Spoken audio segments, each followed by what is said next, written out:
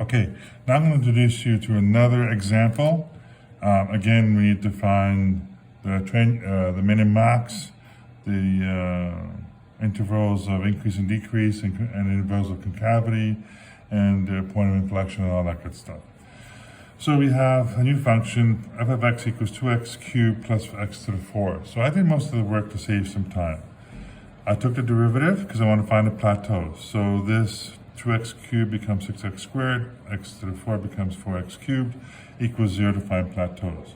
When I tried to factor it and solve, I got two solutions, okay? So it's actually two plateaus.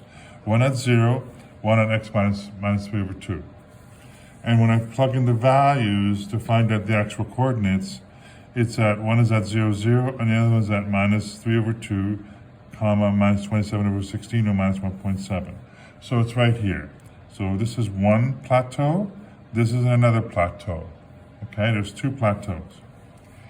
Now, I'm going to take the double derivative, which is taking it from here, it'll be 12x plus 4x squared, which equals 0, to find the point of inflection.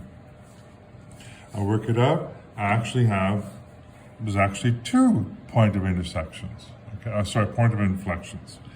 The interesting thing to note is one of the values is 0, which matches the same coordinate as the plateau. So, this plateau is actually also a POI, point of inflection. And it's actually called the horizontal point of inflection.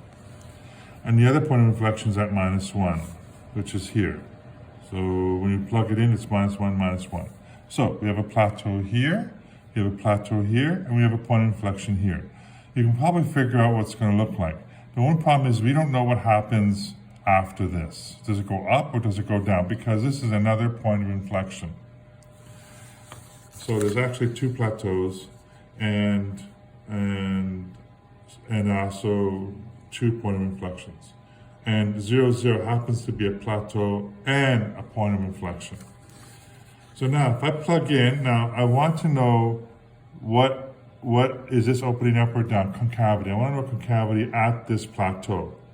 So when I plug in minus 3 over 2, which is that plateau here, minus 3 over 2, I want to plug it into the double derivative function, the concavity function, I get 9.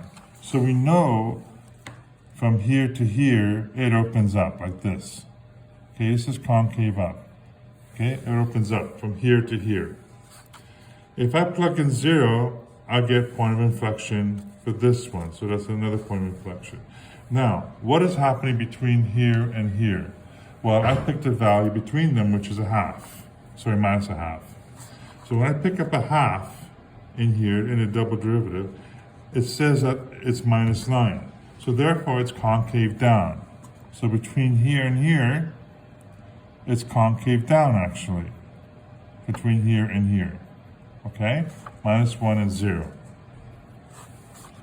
And if I plug in a really high number, anything to the right of that, really doesn't matter, but any high number above that, then I'll get a positive value, which is easy to see, and it concaves up. So we know it goes like this. So this is concave up, all right? Again, what are the intervals of increase? Well, there's only, just the interval, now not to confuse with concavity. It increases from here to here. So we know it's going to be minus 3 over 2 less than x less than minus 1. That's one increase. Okay, and we know because it's concave down, this has to be negative slopes. These are negative slopes here, so we can't choose that. We can put it on the other side, but we'll get to that in a second. And then it concaves up here, which means it's positive slope from here to here, so therefore x is greater than 0. Okay? That's where the function increases. Where does it decrease? Well, it's to the left of here, so it'll be x less than minus 3 over 2.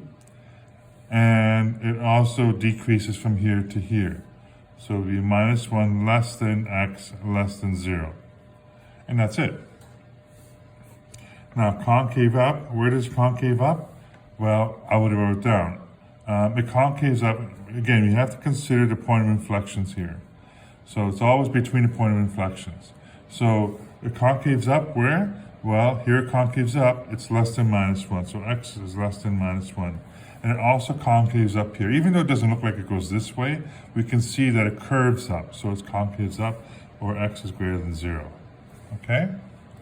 Where's it concave down? It only concaves down in this area right here, so it's -1, less than x, less than 0. Okay? So that's basically it. Again, I'm going to upload this so you can take a look and print it out for yourself, my notes.